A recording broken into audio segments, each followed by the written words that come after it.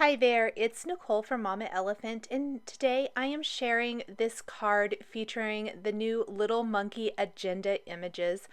These are new for the Little Agenda collection that Mama Elephant has, and I think the monkeys are so cute. One of my favorite things to do is to frame up these little images in some sort of a frame. The try window is one of my favorites, and I went ahead and die cut this from some smooth white cardstock, and I'm going to temporarily adhere the little windows into my frame using some post-it tape on the back.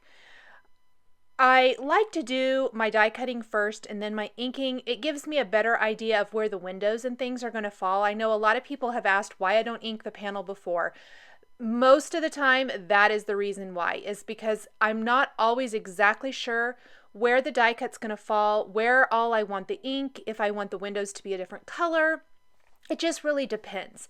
So I kept my window in place, and then I kind of realized that I wanted to stamp some of the swinging borders into a couple of the windows. So I simply removed my frame because I didn't want these particularly on the frame. I wanted just the stamping to be inside the window portion, even though I'm going to be inking both the frame and the inside panel. I also originally thought I might mask these, and then I decided that I wasn't going to. I also misspoke earlier. I apologize. The paper I'm using is actually Bristol smooth cardstock, and that's for a very specific reason. It is not regular smooth cardstock. It is Bristol cardstock because I don't have to mask if I ink light enough, or I can color over what I have already inked with the Zig Clean Color Real Brush markers. The Bristol Smooth cardstock is my preferred cardstock for using the Zigs. I did not really love the Zig Clean Color Real Brush markers until I started using the Bristol Smooth cardstock, and now I can't get enough.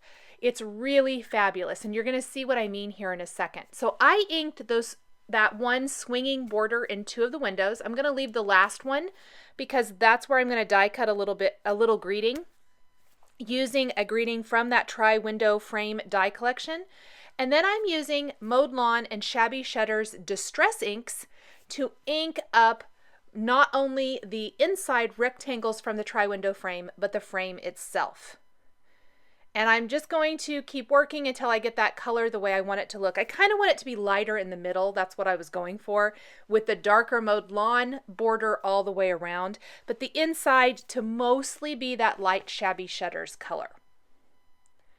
Let's go ahead and move all of this out of the way, wipe up our ink, and grab some Zig Clean Color Real Brush markers. I am using emerald green and green for the majority of the leaves. I did pull in May green for the vines themselves. I don't really think there was probably that much of a difference. So if you don't have all of these colors, which you definitely don't need to have all of the colors, I don't think you would really need to do this. I think any combination of these would work fine. I generally like to have a dark and then a little bit lighter for blending purposes, and I will color with the darker one first and blend out with the light. But this is what I was talking about, where you can actually color over your inked background if it's light enough with these markers. And because Distress ink and the Zig Clean Color Real Brush markers are both water-based markers, you're not going to have any trouble blending, which is absolutely amazing. I love that you can do that. In a few of the leaves, I really felt like maybe blended out too much. They lost too much of that green color when I went over with the emerald green. So I would just go back in and add a little bit more color. Your paper is not going to pill unless you go over it and over it and over it. But I can go over it at least once, sometimes twice, with no problem, especially if I let it dry a little bit in between. You shouldn't have any issues with that paper pilling. I'm going to color all of these vines in exactly the same. I'm going to do both windows. You can see I didn't position the vines exactly the same in both windows. I did that on purpose. And we're just going to color this in. Now, I kind of wish I would have just removed the frame. I don't really know why I left it on there or why I thought I had to, because some of that dark color kind of got on edges of the frame. It doesn't bother me that much. If it did, a little tip is, especially if it's like a different color, like imagine it's red or something, and your frame is green, you don't want to see that. So if you accidentally do that, like I did here, you can take a paper towel that maybe has a little damp corner and gently wipe away that ink from wherever you don't want it. That's another benefit of working with a water-based tool like these markers or Distress ink. Oftentimes they're really forgiving and you can kind of push or move or pick up that ink and kind of fix little mistakes like that, which is fantastic. Just going to finish coloring in these final few leaves. Let's add all the dark in and we can go back and pull in the light. So cute. These swinging borders are amazing. I really love them. You're going to see me using these throughout the next few days or week and a half, however long it is. I've got several projects coming and I'm really excited to share some fun things with all of the new products from the April release. Next, we're going to take that Hugs die and die cut that from that last rectangle in the window. I'm going to position it where I want it to go, pick it up with a little Post-it tape, and run that through my die cutting machine real quick. I'm also going to die cut a piece of fun foam that I've backed with Stick-It adhesive on both sides, and I'm going to die cut the hugs from that as well because I am going to raise up the greeting. The greeting is going to be tone on tone. I am die cutting those letters from what I've already inked. I'm not going to use something different. I really wanted to keep the focus on the monkeys, and one of the monkeys is going to be holding a sign that's a different color than everything else in the design that says "Miss You," and that's really kind of the focus. I didn't want the focus to be on the greeting, but I wanted it to be there. I hope that makes sense. So by keeping it the same color as the background, it's really going to blend in great. I'm going to just peel off my Post-it tape here and discard of that. And then I'm going to use my frame as a guide to put some adhesive in where all the openings are going to go on my card. If you've been watching any of my videos in the last week or so, I ran out of my normal tape runner, so I've been having to use Spohr tape, which is kind of inconvenient. I'm out of all of my tape runners. I don't even know how that happened. I usually keep a drawer full of adhesive. I thought I had more and I didn't. So I ordered some. It will be here soon, but I'm using up things that I had in my drawer, so that's good as well. I always do try to use up that stuff. I just usually reach for whatever's easiest. I've put some foam adhesive now on the back of the frame, and I'm going to pop that in place. So my frame has got a little bit of dimension. I'm using my favorite scrapbook adhesives, foam adhesive squares. They're really low profile, but yet they still get that great dimension. So it's a little bit raised up. And then I'm simply replacing the letters for the greeting by placing the fun foam letter down first. And remember, we've backed it, both the front and the back, with Stick-It adhesive, so it's sticky on both sides when you remove the backing paper. And then replacing the letter on top, the die cut letter that we die cut already. And this is going to give me that great tone-on-tone greeting right here along the bottom edge. I think it would be fun too if you wanted to add more of an impact with a greeting. You could always stamp a little phrase that's in, especially in a horizontal type of design, on a thin piece of cardstock, trim it into a thin strip, and adhere it either over the word hugs or underneath it along the border on the frame. There's lots of different options here. Here are the monkeys I am using for my card. I will tell you that this is what I originally planned on. These are stamped with VersaFine ONYX black ink, which is great for Zig Clean Color Real Brush Marker coloring because this ink would bleed if you're using Copics, but with the Zigs, it doesn't.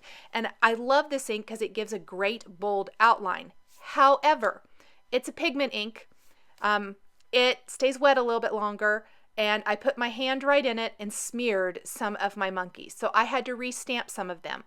Another thing to note is once I colored all of these guys and die cut them and put them on my card, I realized I really wanted a couple more. A couple of the areas on the card felt a little barren. So I actually implemented 2 more monkeys, which I think I ended up using 9 monkeys total on this design, which was super fun.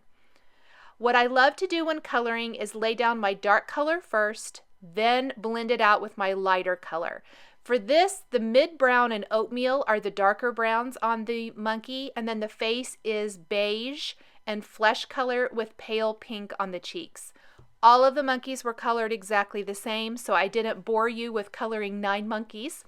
The sign is peach pink and sugared almond pink. Again, laying the dark color down first and blending it out with the light. Make sure and clean that tip of the lighter marker off often so that you don't blend out so much that everything is the darker ink color. The bananas are yellow and bright yellow. The vines and the leaves are all going to be that green and emerald green that we used at the beginning. And I love this little guy who's holding a couple of leaves and the one that's hanging or swinging off of a vine. So just like before, we're just going to color these in with green and emerald green. Then we're going to grab the coordinating dies and die cut all of these little guys. On the Mama Elephant website, I would encourage you to check it out. Sometimes it can be really hard to figure out which one of these dies is which. There's a little guide that kind of helps you, and I print them out and keep them in a binder so that I can use them for reference if I ever have trouble with any of the little agenda stamp sets and coordinating dies. For these monkeys, because the frame is popped up, I'm using a combination of glue dots and foam adhesive squares to adhere these to my card. You can see we've got the little monkey hanging on the vine. We've got the little monkey hanging out with his sign at the end of the word hugs. We've got the monkey with the leaves standing on top of the word hugs. And then the original ones, I have 2 monkeys, the ones that kind of look like they're hanging upside down.